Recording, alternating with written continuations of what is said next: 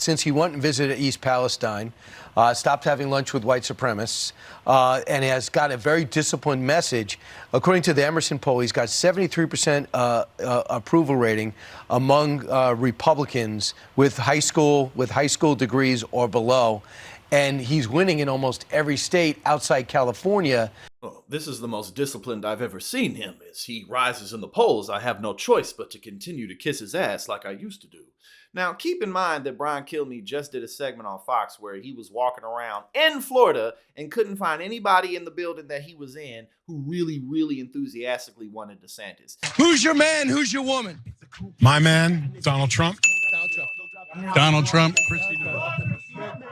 Christy, no. Who's your man? Donald Trump. Or woman? I'd say Trump. Trump. A lot of Trump fans. Trump and Nikki Haley. And Nikki Haley. Donald Trump and Nikki Haley. So far, a lot of Donald Trump. People were saying Trump.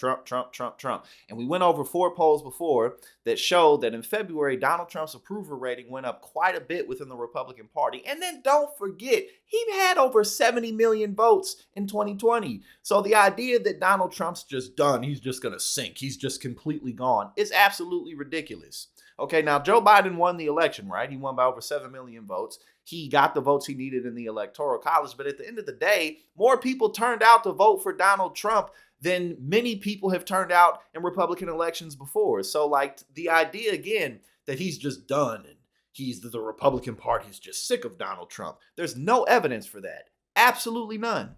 And I'll add this to it. It would be interesting if he does not win Iowa and you go to and Governor Sununu gets into New Hampshire, and Governor Sununu is so popular, winning 3 terms as governor there. He could be out and on a bit of a roll. This is the most disciplined I've ever seen him, even compared to 2016. If you see his team, you get text messages every day about policy, not such and such is a jerk or this person has nickname. There are policy things coming out, so it seems very organized. Another thing that Brian Kilmeade pointed out that we've talked about here before as well is that Donald Trump's approach to attacking Ron DeSantis on Social Security and Medicare is quite effective. Not only did he do that, but Donald Trump goes after people like Paul Ryan and then connects Ron DeSantis to Paul Ryan. And then he goes after the GOP and the Republican establishment as a whole, making it plain that he will not touch Social Security and Medicare. Now, whether he does that or not is past the point of him campaigning well. Ron DeSantis hasn't even announced his campaign yet. And every day and every week that goes by that he doesn't do it, he's going to have to come out stronger.